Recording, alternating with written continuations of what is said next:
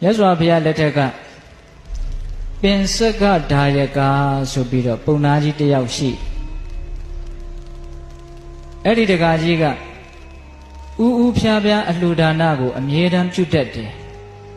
တနေ့တော့သူတို့ဇနီးမောင်နှံနေတဲ့အိမ်ကိုမြတ်စွာဘုရားကကြွလာတာမြတ်စွာဘုရားရဲ့ဉာဏ်တော်ထဲမှာဒီတကားကြီးတက္ကမကြီးဇနီးမောင်နှံတို့သည်အနာဂါမိမဲ့ဉာဏ်ဘုံဉာဏ်ကိုရလိမ့်မယ်လို့မြင်တော်မူလို့မြတ်စွာဘုရားတပိတ်ပိုက်ပြီးတော့ဆုံးခံကြွလာတာအဲ့ဒီအချိန်မှာတကားကြီးကအိမ်ပေါဝါကိုကြောပေးအိမ်တွင်းကိုမျက်နှာမူပြီးတော့ထမင်းသပွဲကိုရှေ့ချပြီးတော့ထမင်းစားနေတာမြတ်စွာဘုရားကိုမမြင်နိုင်တဲ့အနေအထားပေါ့ဒကမာကြီးကအိမ်အတွင်းကနေအိမ်ပြင်ကိုလှမ်းကြည့်တော့မြတ်စွာဘုရားကိုမြင်တယ်မြင်တော့ငါရဲ့ဒကာကြီးကတကယ်လို့မြတ်စွာဘုရားကိုမြင်လို့ရှိရင်ဒီစားနေတဲ့ထမင်းတွေဟင်းတွေကိုသွားပြီးတော့လှူလိုက်မှာပဲအဲ့ဒါလို့လှူလို့ရှိရင်ငါထပ်ပြီးတော့ထမင်းချက်နေရမှာပြင်းတယ်တဲ့ဒကမာကြီးကဒါကြောင့်မြတ်စွာဘုရားကိုသူ့ဒကာကြီးမမြင်ရအောင်အသာကလေးထသွားပြီးတော့ဒကာကြီးရဲ့နောက်ွယ်ကနေဘုရားကိုမမြင်ရအောင်ကွယ်ထားတာ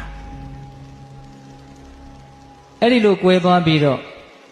နောက်ဆုတ်ကလေးသွားပြီးတော့မြတ်စွာဘုရားပြန်ကြွသွားပြီလားလို့အသာကလေးနောက်ကိုစောင်းကြည့်တယ်ဒကမာကြီးကကြည့်တော့မြတ်စွာဘုရားကပြန်မကြွဘူးဒီတိုင်းသပိတ်ပိုက်ပြီးတော့ရက်နေတာအဲ့ဒီတော့ဒကမာကြီးကသူ့ဒကာကြီးကြားမှလဲဆိုးတယ်လမ်းနဲ့အိမ်ထဲကလည်းနီးနီးလေးကိုအဲ့ဒါနဲ့မြတ်စွာဘုရားကိုတူတူလေးပြောတယ်အရှင်ဘုရားကြောပါသေးရဲ့ဘုရားဆက်ပြီးတော့ကြွတော်မူပါအဲ့ဒီတော့မြတ်စွာဘုရားကခေါင်းတော်ကိုရမ်းပြတယ်တဲ့အံ့ဩတယ်မြတ်စွာဘုရားခေါင်းရမ်းပြတာကိုအဲ့ဒီဒေသနာတော်မှာပဲဦးဇင်းတို့တွေ့ဘူးတယ်တလောကလုံးရဲ့အထွတ်အထိပ်ဖြစ်တော်မူတဲ့မြတ်စွာဘုရားခေါင်းတော်ကိုလှုပ်ပြတာကိုမြင်တော့ဒကမာကြီးကဘယ်လို့မှအိမ်တရေမဆယ်နိုင်ဘူးဟက်ပက်တအားရေချလိုက်တယ်တဲ့